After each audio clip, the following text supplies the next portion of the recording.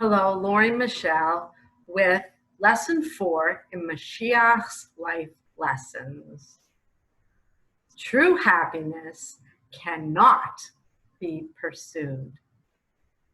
This morning, about 4 a.m., Hashem woke me to visions and gave me instructions to post this video today. I had no idea what I was going to speak about because today is the 9th of Av, a day of mourning where Jews around the world, religious Jews, pound their chests and they shout, "Bring me Mashiach!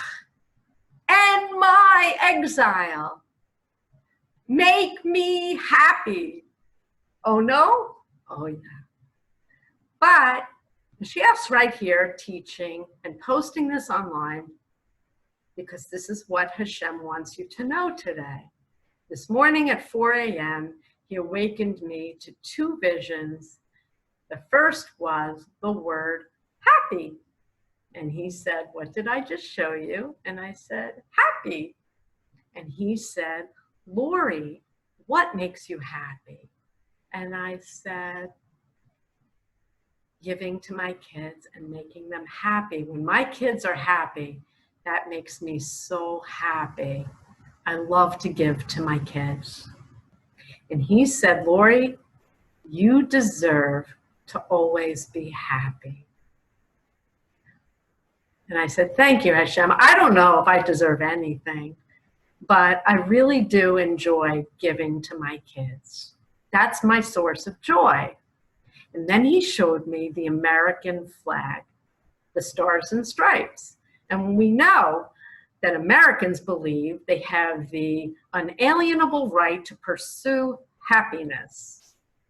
And I've spoken about this before and got a lot of pushback, a lot of thumbs down to you. I have a right to be happy. I, me. But if you've been following my lessons, lesson number 3 was having an ego is repulsive to God. And if you're watching this, then you believe in him. And I'm telling you the truth. Having an ego is a separateness from him, a concealment from him, concealing your soul and pulling away from him and choosing yourself. I literally means, ego means I in Latin. So the whole idea of having an ego and believing that you have the right to be happy is repugnant and repulsive to God. So why am I talking about happiness today and the ego? Because when you pursue happiness and that's your goal, you're pursuing satisfying that monster inside of you, that ego. That ego wants and it wants and it wants for itself. But we come from Hashem. Hashem's joy is outward. All he wants to do is give. He doesn't pursue happiness. He could have anything he wants. Just speak it into being and he has it. That's no fun for him. What brings him joy is to give everything to you. Truly. But you, whoever you are, has this monster inside of you called an ego. And even the most religious, beautiful, Torah-observant Jews have enormous egos. And on to this day, the 9th of Av, when they're supposed to be mourning and repenting and humbling themselves, they're pounding their chest, saying, "Bring me the Mashiach, me, and my exile." And is that really why we want redemption? Because we are in pain? I want Mashiach because my people are in pain? No, it isn't. And that's not the source of joy, and that's not the way to reach Hashem. That's pure ego. The way to reach Hashem is through love. and giving to everyone else. That's what he wants to see. So when I said to him, my joy, which he already knows, is to give everything to you, it makes him feel so connected to me and so much love for me that he wants to give me more. And that's what he wants you to learn. His laws, all of them, are designed to squash that ego. Get rid of that monster right from hello. His top 10 commandments are all about squashing that monster. Do you realize that? I won't read them all, but the first 4 are to humble you and to recognize. The first 3 are, I'll read a few, and I won't read them in detail. The first one, let's start with number 1. I am the Lord your God, who brought you out of the land of Egypt, out of the house of bondage. I am God, not you.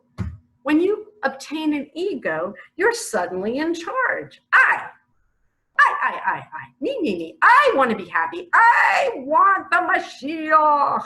I want the end to my exile. Number 2, you shall have no other gods before me. I can't see, I'm old. So what does that mean? No other gods before me. When you have an ego, you are making yourself God. You're in charge. It's all about me. And you might say, that's just stupid because I read the Bible and I give to charity and I love God and I. You hear yourself? Listen to yourself. Quiet down and listen to those thoughts that you're buying into. It's all about you. And he says, no, it's not. He started the whole creation. He created you. You're from him. And it isn't about you. Not at all. And number 3, you shall not take the name of the Lord your God in vain. Most of the world doesn't even believe in him. Take his name in vain all the time. And Christians believe they can call him by any name, write it anywhere they want with impunity, just because they say, I love you. And that's just not true. Be very careful about what you refer to Hashem, God, the King of the universe, as, and when you use any of his names. He just said, God forbid. It angers him, the lack of respect. And number 4, remember the Sabbath. Well, what does that have to do with squashing my ego? Well, there's lots of reasons how remembering the Sabbath day and keeping it holy is squashing your ego. But most importantly to Hashem is the Sabbath day is honoring Hashem's Shabbos queen. And who is the Shabbos queen? The mother, Shekhinah, and he holds the mother above himself. So again, you're putting yourself second, not number 1. You're not number 1. He's number 1. Do you understand that all of these laws, the 10 commandments and all the laws that follow, are meant and designed to smash that klipa, the ego, analogous, not the same, similar. Smash it and get it under control, because that ego is the open door for evil. And then he gets into more laws. Honor thy mother and father. The minute you're born, your mommy and daddy want to give you everything. They want to feed that monster, don't they? It's okay, Junior, here's the toy. Ah, I want more. Okay, Junior, here's the keys to the car. Ah, I need money. Okay, Junior. And then one day, Mommy and Daddy have to say no to the monster, and the monster that they created or helped to create fires back, "You don't love me. If you loved me, you would pay for my college education." Does that sound familiar to anybody? So, pursuit of happiness. I'll be happy when I get that new car. I'm going to have lots of money. My parents struggled. I'm going to work really hard. I want more for me. And things do bring us pleasure, but they're not the source of joy. The source of joy isn't I, it's you. For me, for him too. And he, capital H-I-M, gave us these laws to tame that I. It isn't about I, you. It's about you for me, and it should be about you for you, outward. I hope this makes sense to somebody out there. I know it does. He said it sure will. These lessons have to go deeper and deeper and deeper.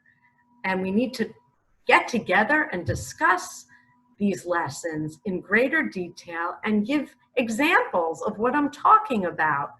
But the pursuit of happiness is hedonism, it's self-centeredness, and looking for the Messiah. I want my Messiah is self-centered. It's all about you. And Mashiach and redemption is all about us. All of us.